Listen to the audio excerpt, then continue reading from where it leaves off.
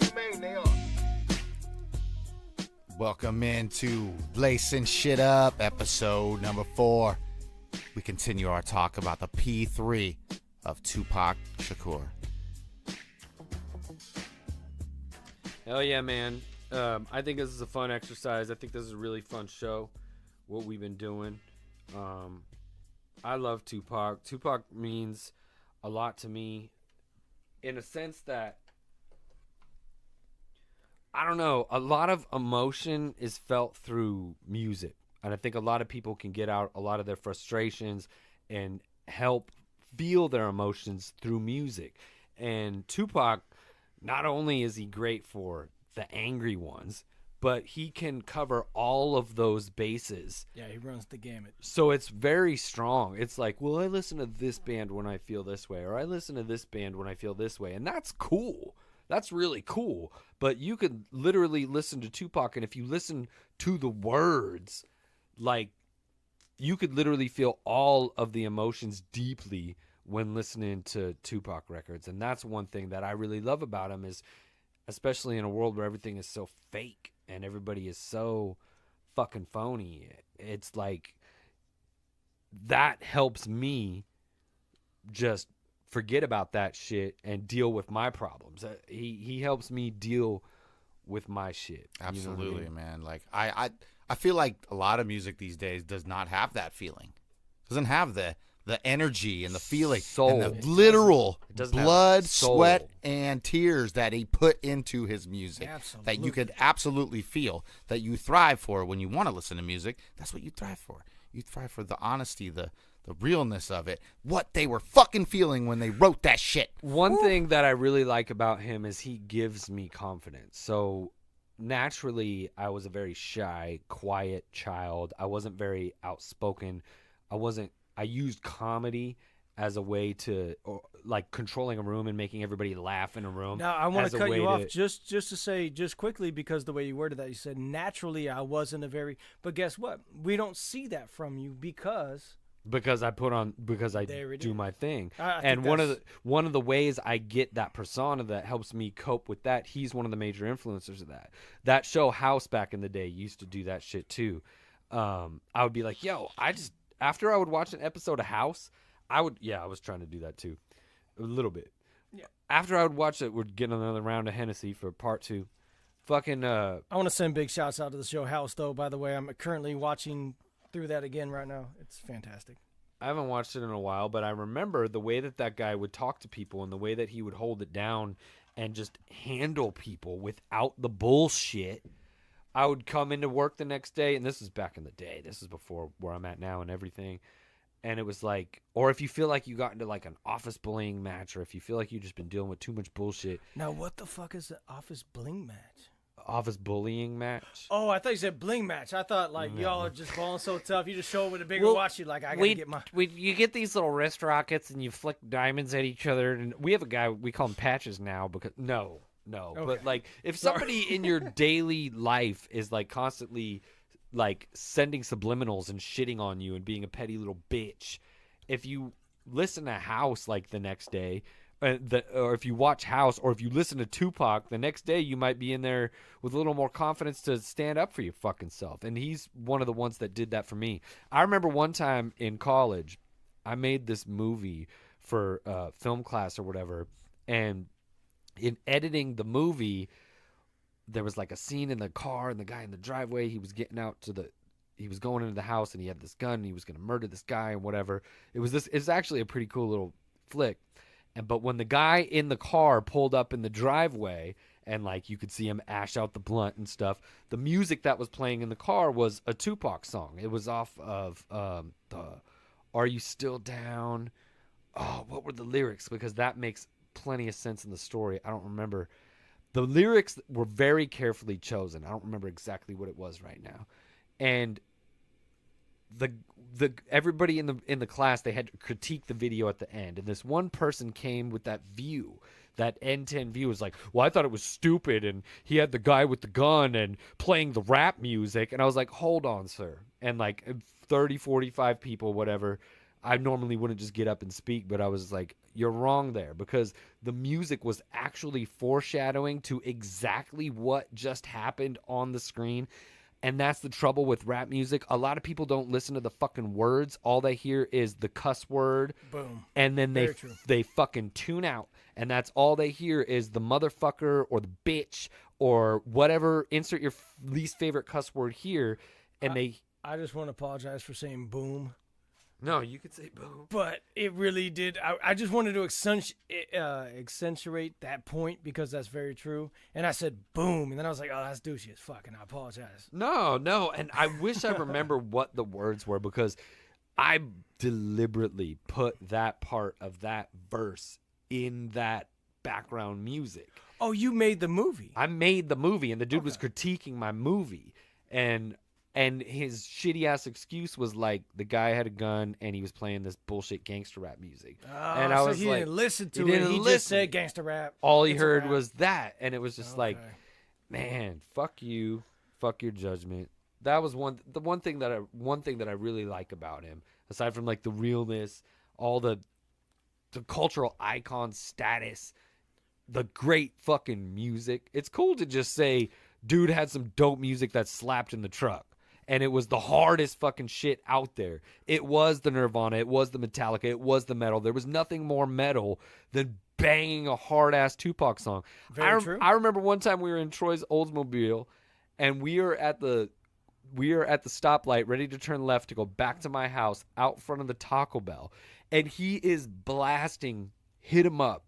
And it's at the end of Hit 'Em Up where Tupac is going on his rant. And it's still like that rant is still a better rap song than most of this My new shit. fofo make sure your kids don't grow. Yo. And I saw this person in front of us, like, you see their face turn in the side mirror, and throwing his hand up, like, what the fuck? Like, what are you guys getting shouted at? He's like, they riding on me? He was so offended by this, and at that moment, we felt so fucking punk rock. We felt so gangster. We felt so tough, because that's when we were out in the streets doing stupid things and just being knuckleheads. And it was like, yo, this is our block. This is our corner. This is our anthem. Like, we're on it. So it, like, again, it helped breed that confidence. It was like, M says it on the new rhyme or on the new album, and we don't want to talk about a lot of other artists, but he says, like, gave me confidence when I felt I had none, or not confidence, or it made me tough when I knew I wasn't, is what he says. I think he says. And I was like, I fucking feel that, because it's like, it might make me feel like I can stand up for myself a little fucking more. You know what I mean? So when All Eyes on Me dropped in 1996, I was I think a sophomore in high school, or maybe a freshman. And sophomore, and everybody knocked that shit. And we were, we all thought we were tough. We all thought we were cool. But then Pac came with this album, and everybody was banging it. It was in everybody's car. It was at every house party. Right. That's why I think that album went diamond. I mean, you have to, but I think it sold 10 million. I'm fairly confident. Pretty sure that's a diamond album. That he did sell 10 million. And that's because we all knew his story. We all love Tupac. And when I say we all, I mean like an entire culture of people. I don't mean hip hop. I mean entire culture of that generation of like the 90s babies grew up on Tupac. We grew up on that shit. That's what we were looking for. Pac came out, dropped a whole double album, the first double album in hip hop. As far as I know, it's the first double album in hip hop. I can't think of another one. No, he started that trend, because then everybody started coming with double everybody. Albums. But a lot of respectful people came out, because they're dope. Bone, Scarface, E40, 8 Ball and MJG had that triple album. It was album. the double album, and then like the bonus disc. They were the first ones that did that. Triple album with the bonus disc, and I like how the bonus disc had the hardest track on it. That Psychodrama. Yeah. Been done some shit. Yeah. That was, woo, they killed that. Yeah, back to Pac. So I think that, being a cultural icon and really shifting the culture to rap music, where it was all, what would it be at that time? Like, it was all that 90s rock, which is wonderful. I actually love all that shit, so to speak. Pac was kind of coexisting a little bit under the radar than say maybe like Snoop and Dre. I think Snoop and Dre were getting a lot more radio play more regularly than Pac was. Pac was always kind of like he was always a little bit more underground. And then there was the confusion about like the, various controversies and things like that. But I don't think he was like, he wasn't like always like the top song in the world. So here's the way to look at it is that when Pac came out, he was banging. We all loved it. But Snoop and Dre were there. And then Pac, when he came with this album, this Me Against the World. Me Against the World, he was in jail. Right. So there could be no promotions done. There could be no touring, late night appearances. Right. But yet that album did get up to number 1 because that one was like it took it there, right? Yeah, my goodness. This shit is fantastic. In fact, one of my talking points that I erased was the song Outlaw. Because as a kid, what was I at this point? Maybe 13, and I'm like, okay, this dude is hard, and he's got kids on his team who are not much older than me, and they're just woofing that outlaw shit. And if you listen to the 2 albums though, Me Against the World, and then the way polished Death Row, All Eyes on Me, it was like gin and juice on fucking steroids. Like it was like, because I remember everybody loved Gin and Juice and What's My Name, those Snoop songs, like they was just like Doggy Style, everything off Doggy Style. It was like they were all party anthems. Yeah, but they were still hard and they were like gangster shit. It was like really good music. And then like Pac's album was that, but like boom, like on steroids. It was like, it was so cool, but it's completely different from this album. So this album is like a blues album.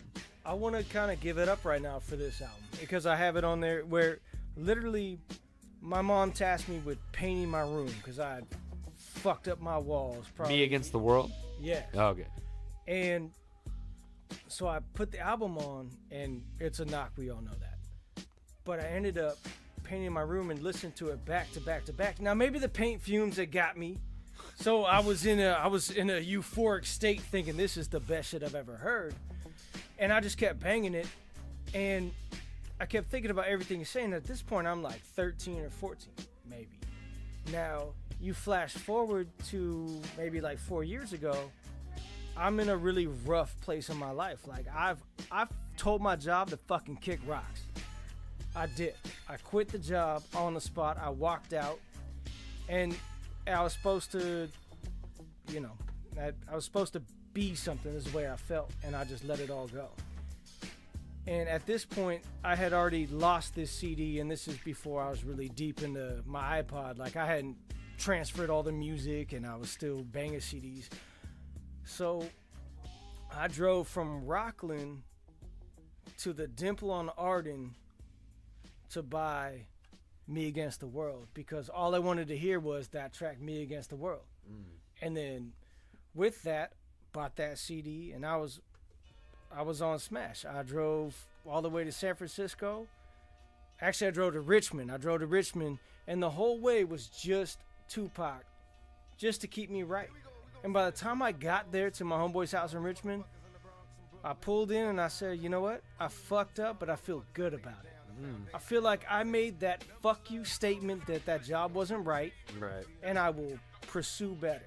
Right. Now, had I not stopped off for that Tupac album, on everything, I might have made a bad decision. Or you would have been ruminating on it and swirling around in your head the whole way there. Instead, I let Pac talk to me the whole drive, and it changed the outcome of that venture. What store did you go to and they had it in stock, and was it the only copy or was there a couple copies? Well, I went to the Dimple on Arden. Okay. And I think I first went to the outlet store that's right behind it. Right. And I'm not sure if I bought it there at the actual one because I'm not really sure of how that worked. But I know I stopped at the outlet store first that's right behind that Dimple. It's like right next door, right? It's right. Like I thought the back was like a record store, and then the one to the right was the bookstore. But they could have had... No. Behind the actual Dimple Records is an outlet store, a Dimple outlet. Well, it was 4 years ago. Oh, I that's don't know cool. if that's still. I haven't been in a while. But that's why I said, like, I can't. All I can do is say my experience, and that was one of those times where Tupac saved my life. Right. Theoretically, I'm not saying I was gonna go die, but I was fucking everything off, and my only goal was go get that album and keep pushing. Right. And it worked. And it gave you the courage and the motivation to. It worked. It gave me the courage and motivation to get to Richmond and feel better about myself. Right. Right. The album's got everything in it. It does. It's got Fresh, homage it to does. it. It's got like this song right here, old school. Yes. Homage. Right? Yes. It's got Referencing love. New York. It's got Yes. fuck you. I will fuck you up if you break in my fucking house. Yes. Right? He It's did got it all. everything in it. That song where this motherfucker all he do is stare out the window with his goddamn Right. AK. It's like a trip through his brain and his feelings at the Yes. time, and I totally respect this album. Yeah. It's Absolutely. definitely This is- Love this album. there's a gang of people who regard this as his best album. There's yeah. a whole lot of people, and I don't knock them for that. Right. I don't, because I got to be honest. I kind of it's hard. It depends on your feelings. Well, I okay. like- we go did ahead. we did last episode, not last episode, sorry. The episode before last, we did a list of the most influential West Coast rap records, right? Oh shit. I didn't put this on it as influential. You did, Duff Man. Yeah. Okay. But this is my favorite Tupac album. right. But as thinking about influential to a whole society for the West Coast, that's why I didn't put that on there. Okay. Right. Just defending the And influential. You're right. right. I wouldn't. That's put why all Eyes on Me was up on my list, but this was not. Sure. this. Very true. But Took it more I took it as more like how it influenced me right. personally. No, You know, that's fine. that's why I And we made left it. those spectrums broad open, Yeah. wide open for anybody Yeah. to fill in the blanks at whatever you needed to say. Yeah. So. And the best part about that is opinions are fucking awesome, because I don't disagree with you for not, because I wouldn't have it on, but I don't disagree with you for having it on. Well, it's like, and you because want to know why you don't and why you do or whatnot. It's cool to be different. So everybody's I really don't want to know. everybody's I reasons. just think that's dope. Yeah. No, I know, but thanks. I really don't want to know. Well, Well, no, never mind. but That's I not mean- what I meant. But I know. No, but I was just saying, like, I mean that in the most, because you love music and you know what you're talking about. So Yeah. you don't have to explain yourself. I would agree with it. If you Yeah. explain it, I say, yeah, that's. It's funny. This guy was born in New York, as a lot of great people are, and moved to California and made that record, which was super. That record is very fucking New York. It, And for someone to be like so West Side and like fuck everybody, that's just who he was fucking with at the time. People of which he tried to make amends with or was leaning towards making amends with towards the end of his life, and he got gunned down too soon before he could make the peace. So now everybody just remembers the negativity and the beef and the fight. They didn't get to see. Nobody got to see the reconciliation and the forgiveness and the growth, because everybody was gunned down too soon. And I really think that's what was going to happen. For somebody to come from that state, make a song like that was just on in the background, the old school, like, yeah. there's Right. no way you could never go back there, because when I go back there now, it still feels like home, even though Sac is like super home, and I love it here, and I live here, and I really like it here. And before I was always like, yo, I need to leave, I need to go home, I need to go to New York, or blah blah blah. I love Sac and it's my home now, but when I go back to New York, it's like, oh, it's like really home. Like, it really feels it. So I bet you he felt that way too. And based on that song, Garen fucking Teed. And based on being a hip hop and a music lover, Garen fucking Teed. And everybody feels a lot better. Don't you feel a lot fucking better when you don't have beef? Everybody feels a lot better when they don't have beef and they don't have drama and they're not like going at somebody. God, I wish it would stop. What I Make really, it stop. What Just, I really well, like you make about it stop that by just song, removing yourself. But that song in particular, it really puts you on the East Coast. It puts you right in New York. with the 'Cause fire Tupac hydrants could- and He Remember could, out at the Italian Ices, yo? Yeah. He could storytell. He could put That's you so right New there. York. He could put you right there. That's a beautiful thing. ah, And there's a lot of things that I like. Except for when Dick Crapper's spitting the lyrics. I kind of, That's not a I beautiful kind of thing. get salty with people when they say like Tupac was a good artist, but he wasn't a good rapper.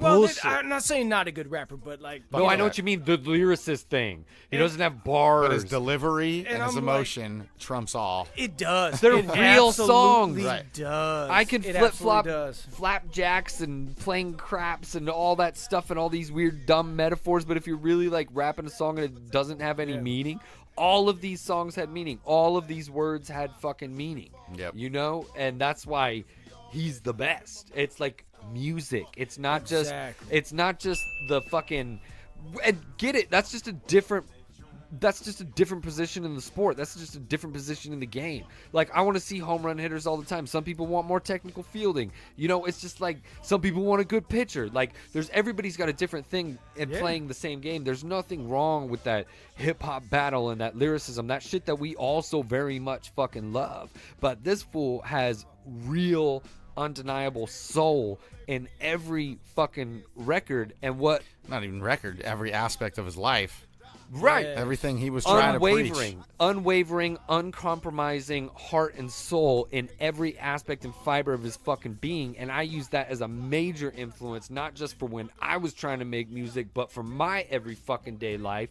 And when I bang a fucking Pac record and I know I'm about to go into maybe a setting where it's not going to go where I want it to go, or it's going to be difficult, or you're going to have to deal with a multi-different personalities and a bunch of douchebag shit and bullshit when your bullshit sensor is so sensitive because you got more important shit to deal with in the world now, like a fucking sun. If you bang some fucking Tupac before you go in there, I'm not saying you need to say Thug Life and cuss at the fucking conference room table. You just start every but it's gonna like give that. you Hey, fucking Thug Life, motherfucker. Yeah, West Side. Now let's talk about that. yeah. No, but you're gonna be a lot more likely to stand your ground and make your point than if you were listening to fucking Sade on the way in. I love Sade too, but come on. I do kind of want to touch on something that we flashed over earlier. If you guys don't want to talk about it, that's fine. But it is one of those moments where I'm in Vermont. I'm in fucking Vermont, staying with my cousin's family, because sometimes your parents say you got to go take a time out. You know, your badass ways are not working for us. So we go to the Burlington, Vermont. We go to the big ass mall there. And in whatever it was at that time, their music store, there's a Bone Thugs and Harmony display. And I'm like, get the fuck out of here. Because you know that's my knock, Duff, man. You know that's my knock. Right. Whew. I pick up the CD, and on the back it says featuring Tupac. And the back of the Bone Thugs CD was all like cursive writing. So it just said Tupac, and I was like, well, maybe I'm tripping. So I got my little Walkman. You know, this is back in the day CD. Discman. This Sony. Sony Discman. Yeah, sorry. This well, it wasn't even Discman. My shit was ghetto, but this is 1997. And I put it on, and it's the most amazing track I ever heard. And I thought, but Tupac's dead. Like, as a kid, right? You know, 97. Like, I'm a little bit grown. I'm maybe 16, maybe. Am I 16? I don't know. Who fucking cares? Yeah, the ages are all over the place. Right? Yeah. So I was like 11. No, all my ages were correct next year until I'm now. 14. No, no, all my ages that I said fucking with you. Were correct until now. But I'm saying 97. If I'm born in 81, I'm 16. Yeah, I was right. Okay, so I'm 16. Sorry.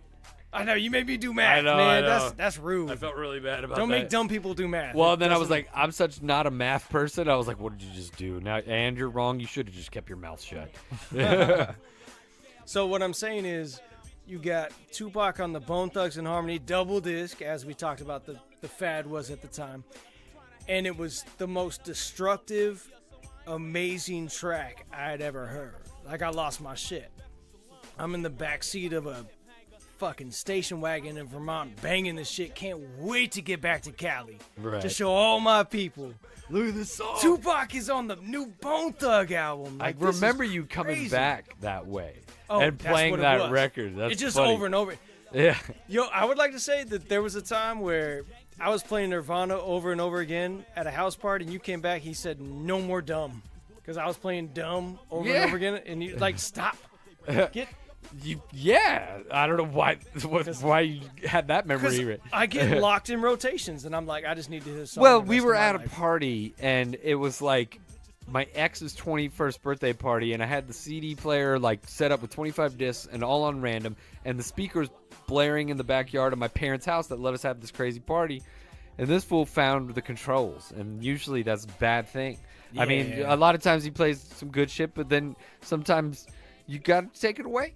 And it's my house, I'll play my records. And he just kept rewinding. Nirvana's dumb. I think you were like fast rewinding the line. You weren't even skipping the song back. It was just like, I think I'm dumb over and over and over. I'm like, what the fuck? But it went on for like several minutes, if not 7 minutes. And he came in, he said like this, no more dumb. I'm like, okay. But fuck, man. But anyway. A good reason to talk about that was that Are You Still Down, which we regard as one of his best albums, came out later that same year. So all of a sudden we said, oh my God, Tupac just has music to come. I don't think we knew the extent that he would just keep dropping double discs. Right. I remember this was like the start of fucking grabbing the things off the internet as well. Right. And Napster. We came across a lot of unreleased shit by him. Yes. And kind of all these circulating fucking mixtapes. All the Machiavelli quote unquote. series. It was like, exactly. There was like Machiavelli 17. Yeah, there's a lot of them. Andrew bought that. You remember that? He had Machiavelli 1 through 17. We had different ones, like All Eyes on Him. Ghetto Star was one. Like, we had a whole bunch of them. That Ghetto Star song is sick with Badass. Right, Yo, and did you know that that's not a real song? What do you mean? Unfortunately. They just mixed it together. That's a mixed together song, which really deflated it because I love that song. I bought that Badass album. I thought that was great. But that's not a real. I mean, even you're hearing like original versions that he intended it to be, besides the stuff that dropped on the posthumous albums, which were the same lyrics. But when you heard like the original, you're like, okay, I know where that came from at least, and like I know the original song. The original ones are 99% better. 99.9%. First and foremost, when you're an artist and you're listening to the track in your ear, and then you're basing what you're saying and how you're saying it off of that, it's already going to make it better. The CD releases are cool. They're cool for what they are, and there's some banging shits and there's some banging features on there, and I like how they produced it all and stuff. But having spent a lot of times with that whole Machiavelli series and all of them, I bought them off the internet just so I would have a backup copy. Because those burns that we had, like Andrew was like selling the burns or giving the burns away or something and printing the covers for the top of them and all that. It was cool and all, but it was like those CDs like started to flake and stuff. This is one of the original versions of this song that I had. I just want to show you how it sounded. Yeah. Oh, I love this record. Right, but listen, like, soon as I get home. Yeah. The quality of it is just... Well, But then they re-released this on like the Resurrection fucking... soundtrack. A lot of the bootlegs that people hear are people with digital recorders in their pocket, standing in a studio, listening to somebody's reference track. So it's like me taking my phone right now, putting it on the voice record, and Erratic's like, "Yo, check out my new song," and I got my shit recording the whole time I'm in the joint with them.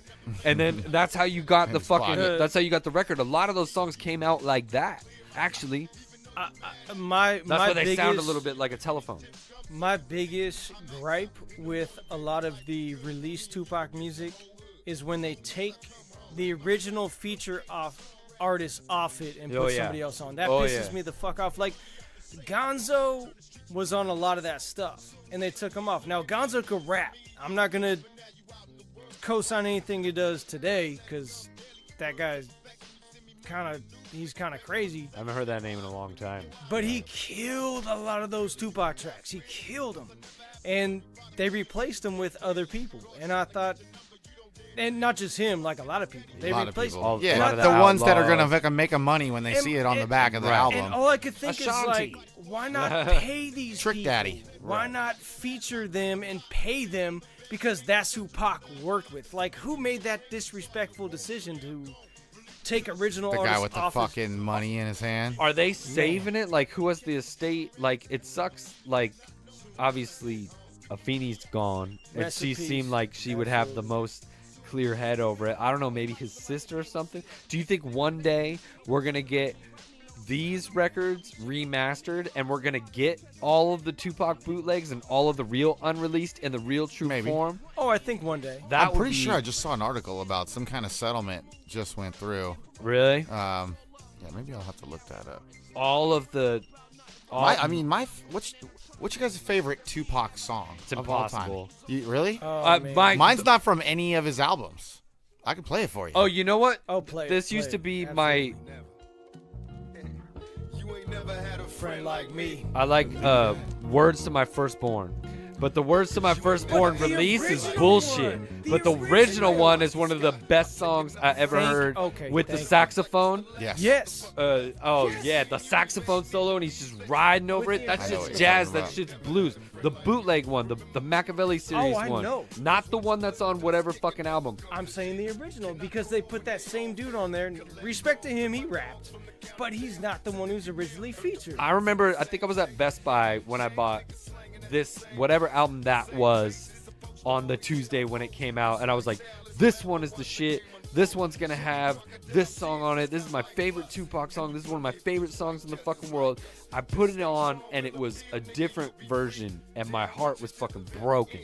I was like, that is not... Because it wasn't... the record. And why did they do that? Yeah, and they totally shot. They made it all dancey. Dum, dum, dum, dum. Like, it didn't sound right. I know exactly what's wrong. Yeah.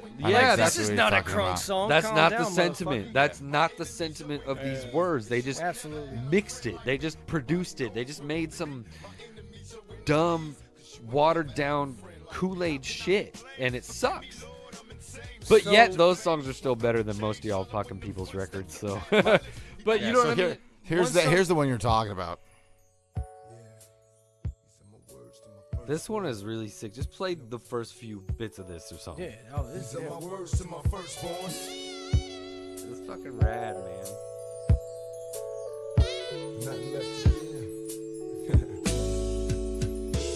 Now can you picture young niggas in the rush to grow, to hard timers in the pen at the crush's throat? Probably never even saw it coming. Too busy bullshitting, caught him with his mouth running. Ain't this a bitch that got me twisted in this game? The feds and the police pointing pistols at my brain. I wonder if I'm wrong, cause I'm thugged out. My homies murder execution style, running in the drug house. What was supposed to be an easy hit, now shit is flipped cause niggas died over bullshit. Inside my dreams I'm seeing pictures of a broken man. No witnesses, only the question of who smoked the man. Young adolescents in our prime, living life of crime. Though it ain't logical, we hobble through these trying times. Living blind, Lord help me with my troubled soul. While all my homies had to die before they got to grow. And right before I put my head on the pillow, say a prayer. One love to the thugs in heaven, I see you there. It's written for the young and dumb that wasn't born. Help you make it through the storm. My words to my firstborn.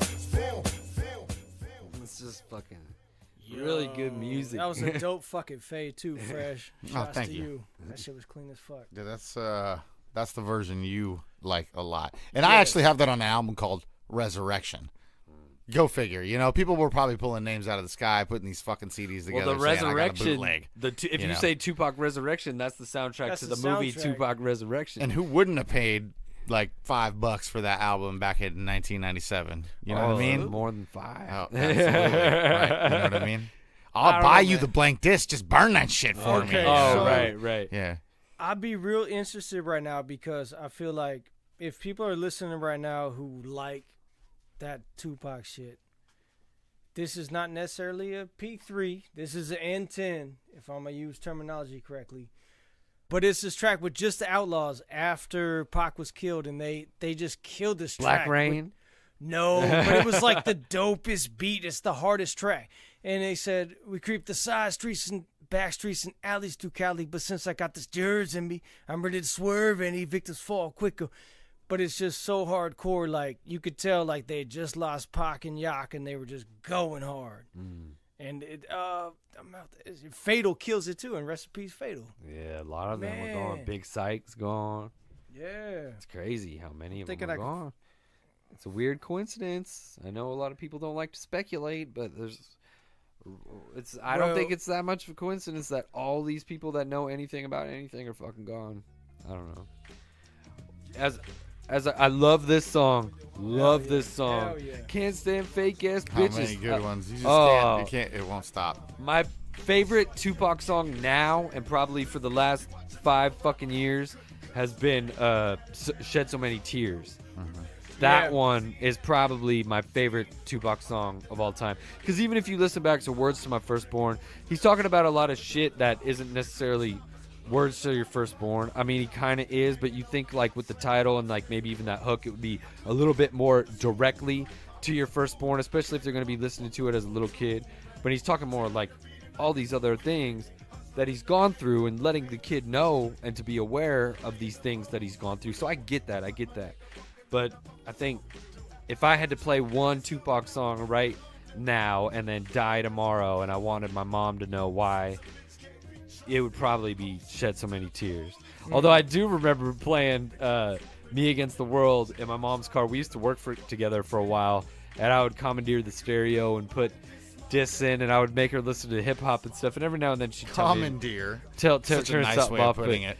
It said pussy is poetry, politics, power, and pistols. Like that Oh, one, and I was just like, motherfuckers before they get you. and I was just like, I'm gonna let it go. Like we're gonna listen to this whole fucking record. Oh, we got through like See, half as long of as it. Crapper's not saying it, man, I know exactly what it is. I'm telling you. Right? Oh, that's why that game was so fucking hard, Yeah, bro. it was hard. Oh man, come on, guys.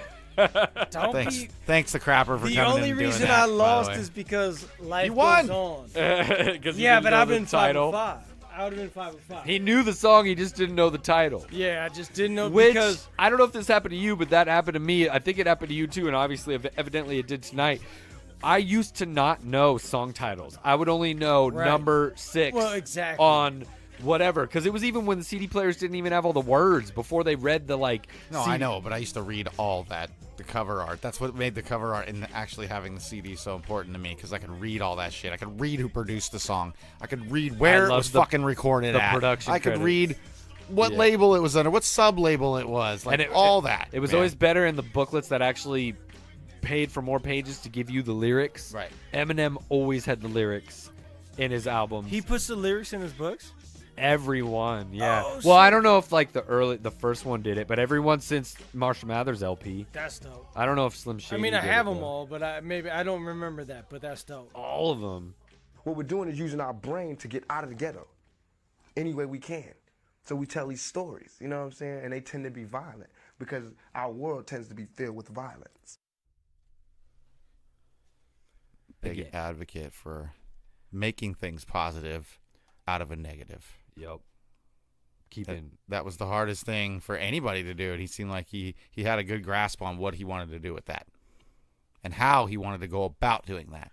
And the fact that he didn't get to accomplish that dream is a travesty, but it should live on through everybody else, through what we're doing here. It should live on. Who said? I think it was it Quincy Jones in the intro to one of those Tupac books? I think it was the Vibe book. And he said, if we lost Malcolm X at 25, we would have lost a pimp and a street hustler. Oprah Winfrey. If we lost Oprah Winfrey at 25, we would have lost a local weather woman or local TV weatherman. Yeah, like personality. Yeah. And like, think of what would have happened if Tupac got to live beyond 25, given as passionate as he was and how much he cared about people. Yeah. How much he cared about people, black people in particularly, but I feel like it extended onto all people. I think ultimately, of course, it was for all people, of course, and how much good he could have done. And I think he was right on the right path to make things right, and he got fucking tragically gunned down before he could make it right. And unfortunately, everybody just remembers the tragedy and the negativity when they should be remembering more positive things. Here's something to look at in a very speculative light. Just looking at this is that, okay, so we have Donald Trump as president. His credentials to be a politician are that he was a billionaire. He had money, and he was a personality. He's a reality superstar. Shit. Do you not think that Tupac would have been right in line. You know what I'm saying? As the come up goes, like if we're looking at people who are politicians. Oh, for sure. Like he had the want and will to want to change and the voice to do it. So absolutely. Absolutely. And I think he would have been a great advocate for it. People would have had his back. Yeah. In all walks of life. Yeah. I think especially with the way things go these days. These days, now. Right. So, like, I think he could do it now with how, because the society's always been very, very fucking conservative. So if he tried to run for president right now and he was fucking alive right now, he could do it now, but I don't think he could do it then or like 10 years ago because, you said kill this, sell this. Yeah. And what I'm saying is, like, if you flash forward, if Tupac was alive and what he would have done. I made records a long time ago. That's what I used to do. I was passionate about that. I was telling real stories from the streets, from things that I have seen with my own eyes, things I've witnessed my family go through.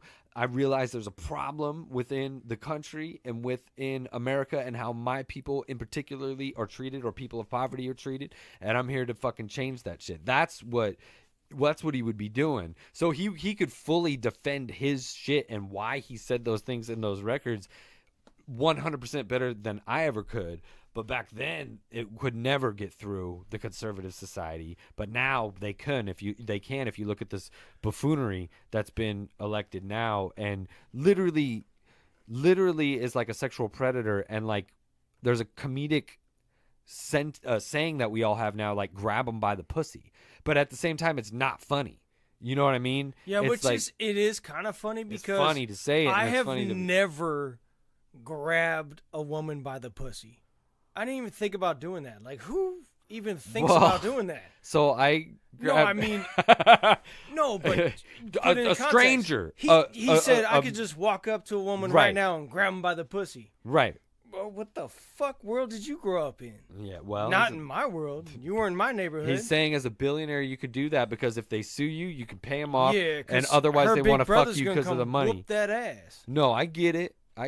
I'm not saying it's right. No, but I'm saying like the ridiculousness of that statement shows the entitlement of just full on fuckery. Mm-hmm. How the fuck, like, that statement ruined me forever. And yet he still won. I'm still perplexed by this, and the fact that we're getting way off topic. Oh man, this is a whole new topic that I don't want to do. Reel it back in because we're gonna get the Secret Service.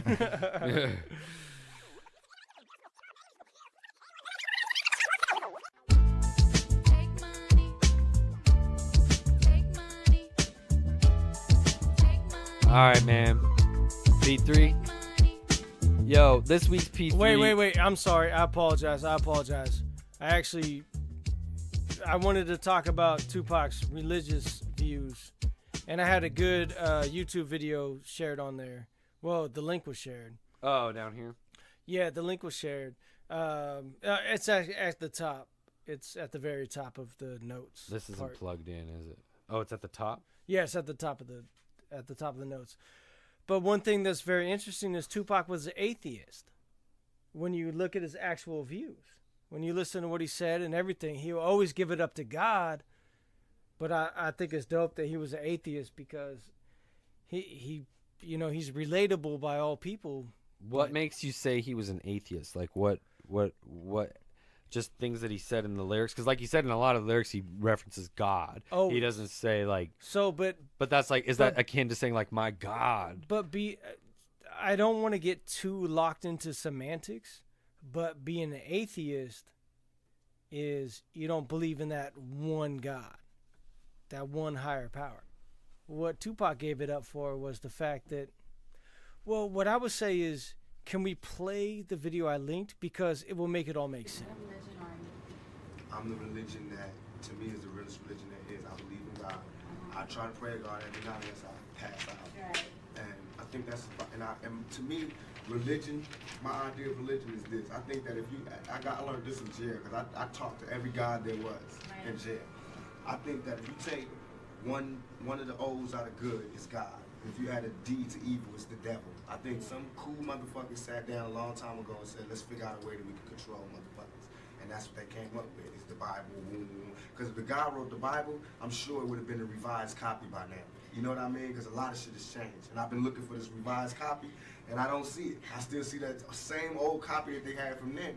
And I'm not disrespecting anybody's religion. Please forgive me if it comes off like that. I'm just stating my opinion.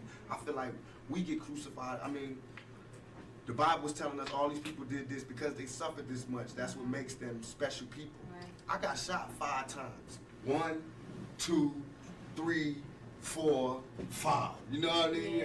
And I got crucified to the media. You know what I mean? And I walked through with the thorns on. And I had shit thrown on me. And I had the thief at the top. I told that nigga I'll be back for you. You know what I mean? And trust me, this not supposed to be going down. I'll be back. So I'm not saying I'm Jesus, but I'm saying that we go through that type of thing every day.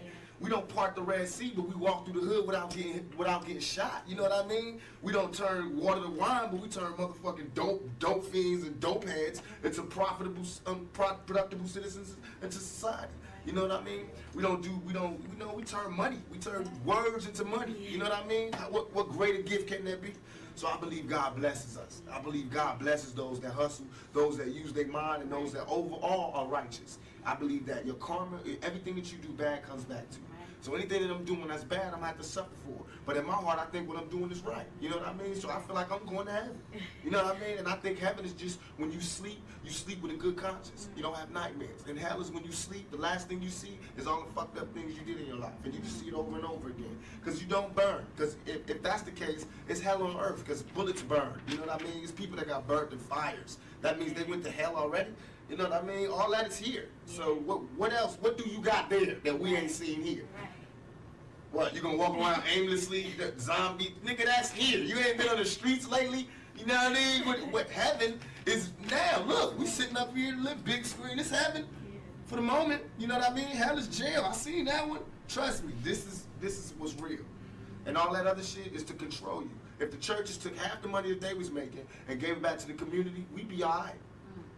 If they take half the buildings that they use to praise God and gave it to motherfuckers who need God, we'd be all right. We be all right. Have you seen some of these goddamn churches lately? It's ones that take up the whole block in New York. It's homeless people out here.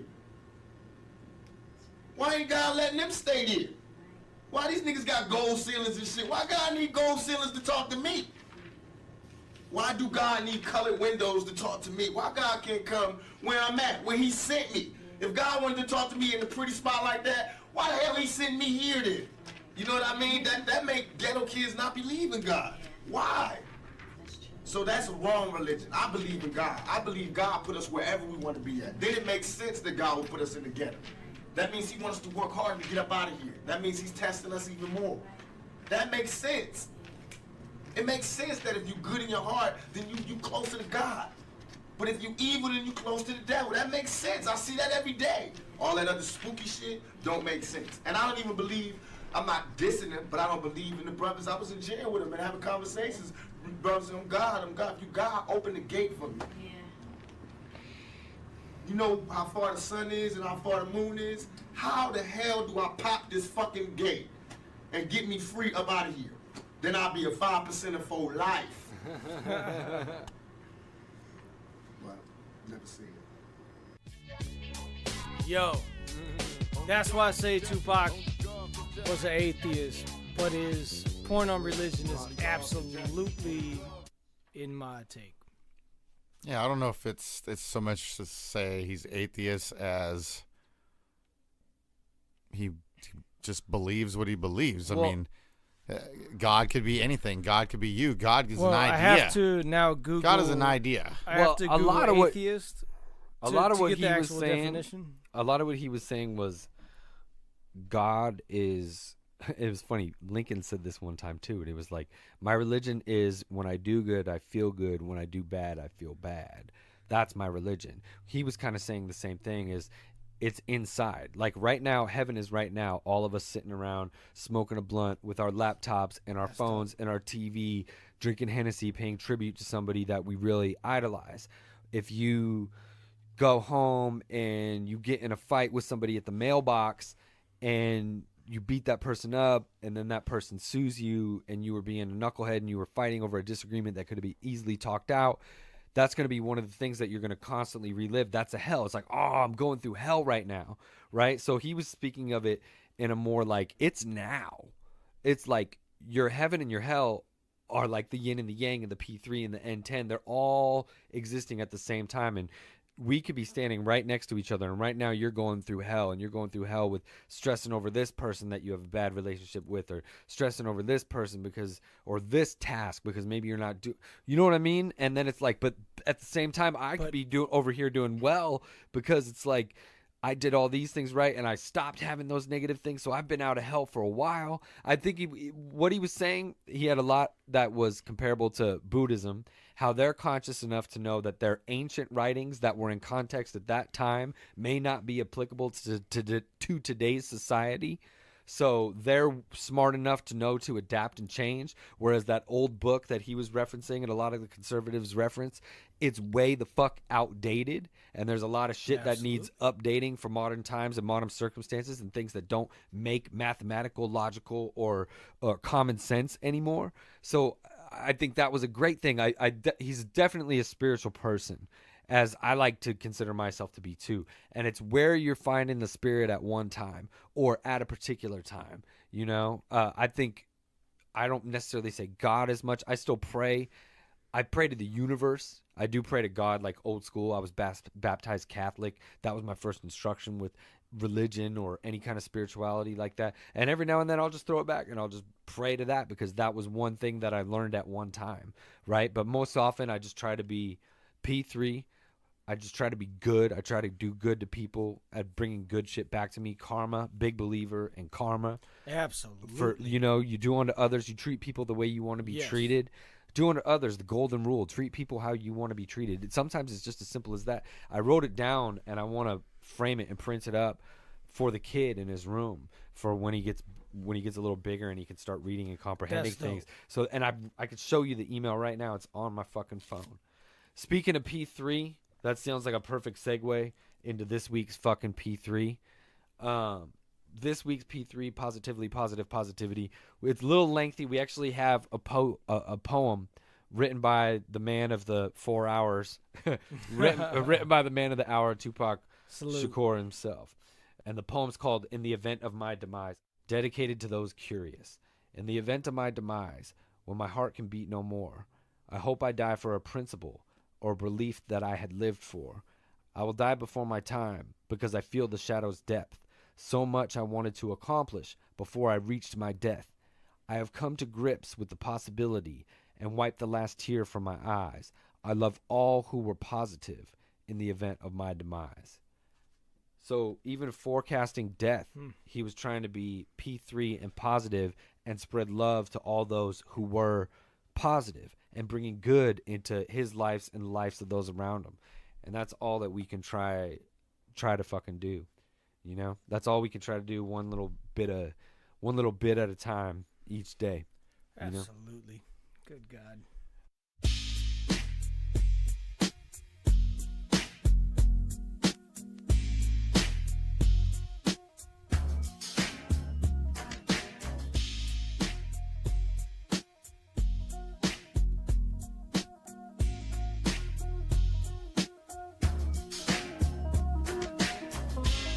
Well, hey, thanks for visiting us, spending your time and your love of Tupac with us here on LSU, lacing shit up.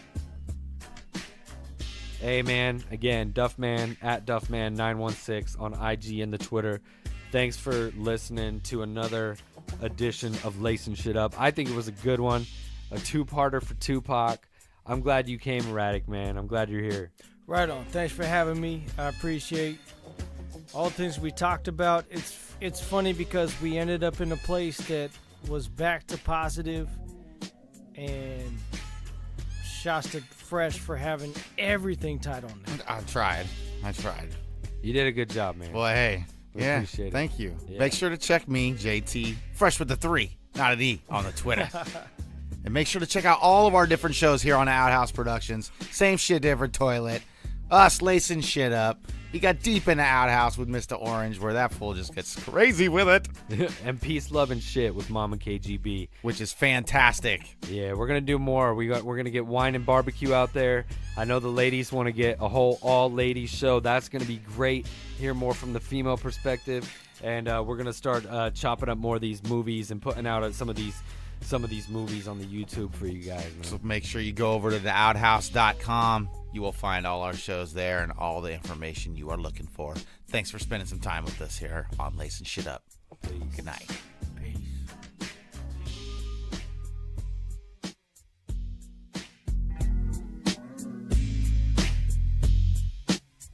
Peace.